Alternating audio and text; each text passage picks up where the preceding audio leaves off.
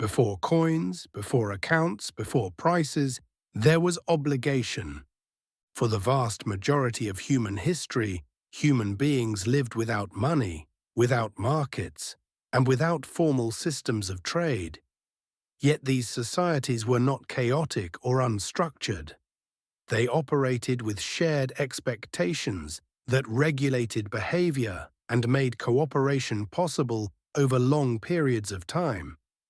These expectations were not written down, but they were understood. They were taught, reinforced, and remembered. Before coins, before banks, belief ruled the world.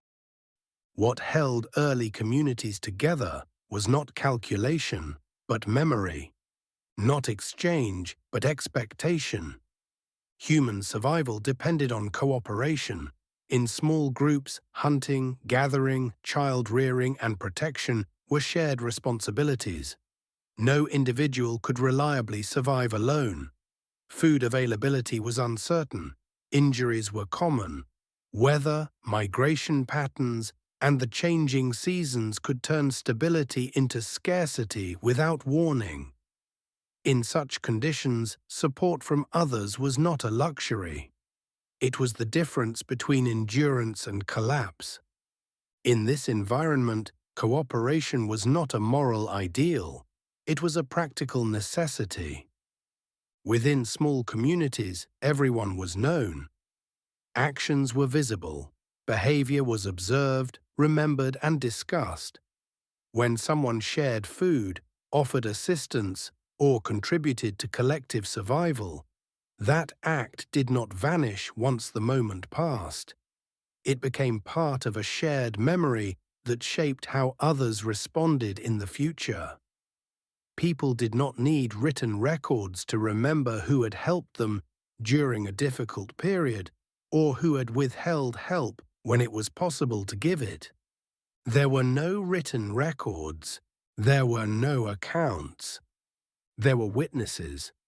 This collective memory functioned as a form of regulation.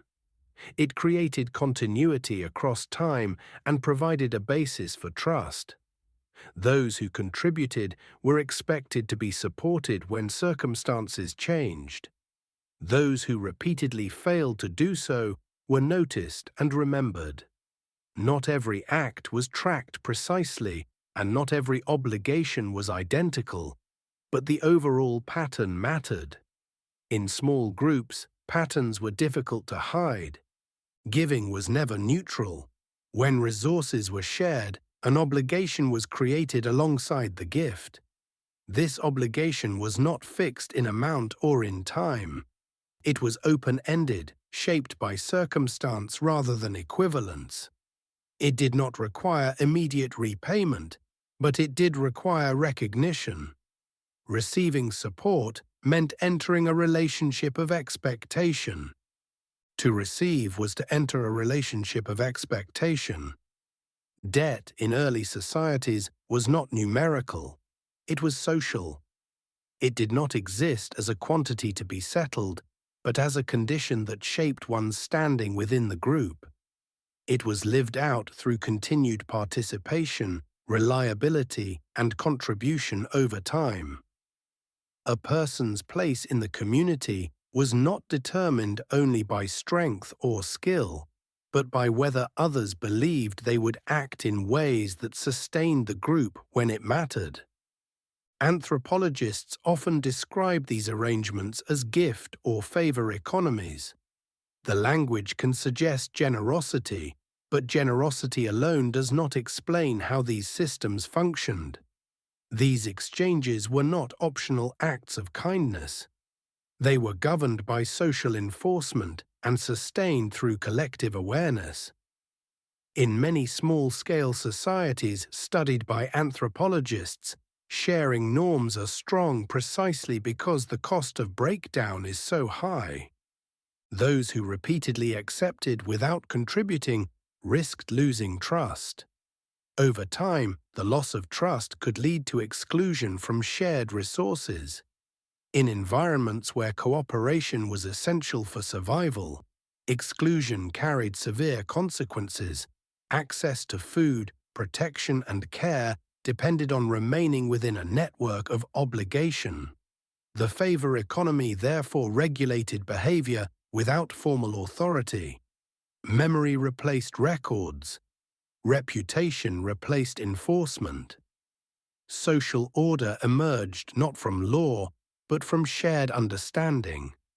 From an evolutionary perspective, this pattern of behavior is not accidental. Biologists describe a related strategy as reciprocal altruism, cooperation extended with the expectation that it will be returned in the future. Over long periods, groups in which this balance functions effectively tend to be more stable and more likely to endure. This does not require that every individual be consistently generous. It requires that cooperation be rewarded and exploitation be discouraged. Human cognition evolved under these pressures. The ability to recognize individuals, remember past interactions, and detect patterns of cooperation or exploitation became essential social skills. People are unusually sensitive to perceived unfairness, especially in situations involving sharing, contribution, and free riding. This sensitivity is not modern. It is part of what makes sustained cooperation possible. When a hunter returned with more food than could be consumed immediately, distribution was necessary. In the absence of preservation methods, surplus could not be stored for long. Sharing was not wasteful.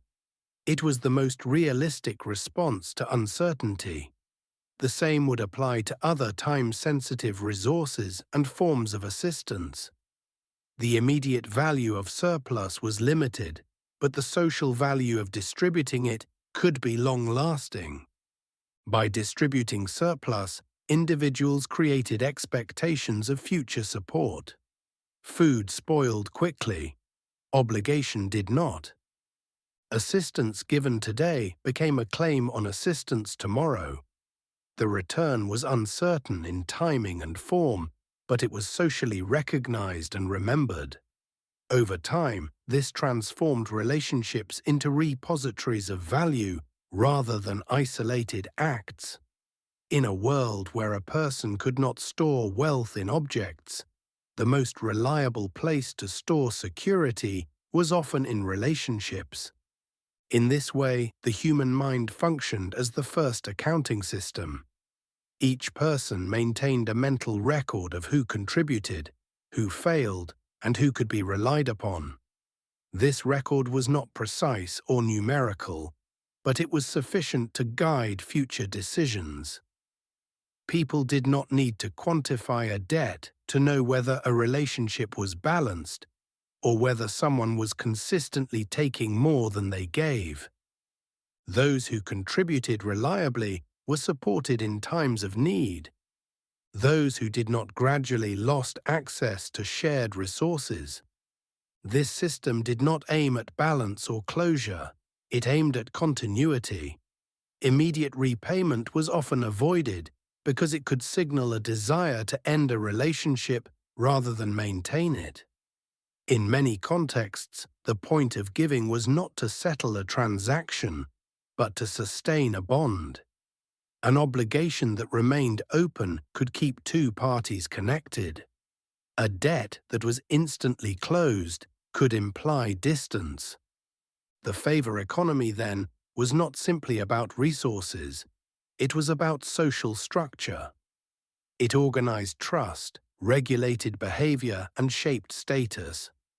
Those who could give more because of skill, access, knowledge, or social position could accumulate influence, not necessarily through force, but through obligation. The ability to give created the ability to bind. This is one reason why anthropologists often emphasize that gifts are rarely free. At the same time, these systems were flexible. Not every obligation was enforced identically.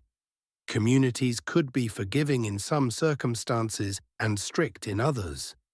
People might tolerate imbalance when illness, age, or crisis limited someone's ability to contribute. The point was not strict equality. The point was maintaining a functioning group under uncertainty. For long periods of human history, this system worked effectively. It required no currency, no formal records, and no centralized authority. Its effectiveness depended on scale, familiarity, and shared experience. As long as communities remained small, memory could function as record. Trust could remain personal. Obligation could be enforced through shared knowledge and social pressure rather than formal rules. But scale is not just a detail, it is a limit. Cognitive research suggests that humans can maintain stable social relationships only within a limited group size. Beyond a certain threshold, the ability to track reputations and obligations declines. This limit is often associated with Dunbar's number, estimated at roughly 150 individuals. The specific number is less important than the underlying idea. Personal knowledge does not scale indefinitely. As human populations grew and communities became more settled, these conditions slowly began to change. Groups expanded beyond the range of personal familiarity. Individuals increasingly encountered others whose histories they did not know and whose behavior they could not easily assess. Reputation became harder to verify. Obligations became ambiguous. Trust, once grounded in shared experience, weakened. Cooperation with strangers became risky, even when it was necessary. Social enforcement lost precision. Memory, once reliable within small circles, became incomplete. The informal ledger of reputation could no longer capture the full range of interactions taking place within larger groups. A system that worked through recognition and recall began to strain under the weight of its own success. The favor economy did not fail because it was inefficient. It reached its practical limits. As cooperation extended beyond small groups, new mechanisms were required. Exchange with strangers posed a fundamental problem. Without shared memory, obligation could not be reliably assessed or enforced. A person could give today and never see the recipient again. A promise could be made and never honored. In a larger world, trust needed help. These pressures did not immediately produce money, they produced experimentation. Early societies began using objects to represent obligation. These objects were not valuable simply because of their material usefulness, but because they were scarce, durable, or required effort to obtain. Their importance lay in what they could represent.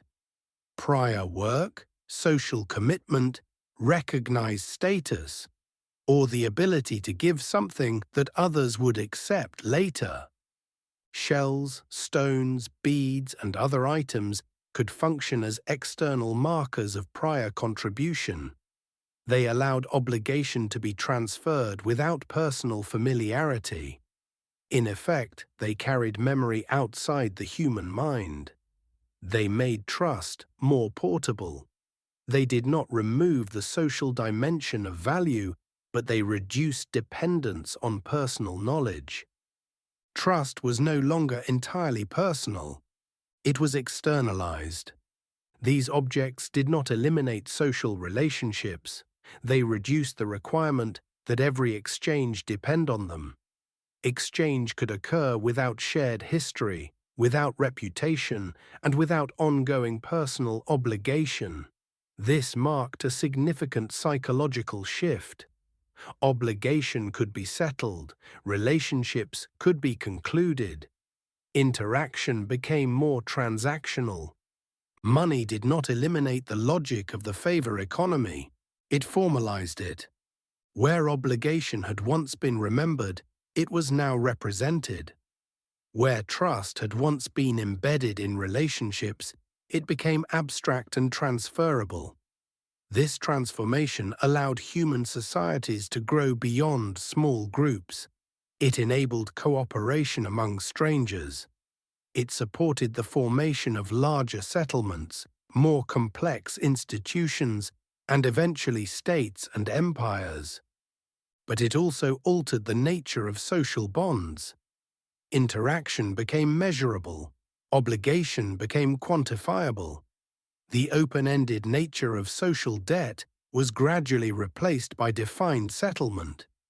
In a world organized by favors, people were bound together by continuing expectations.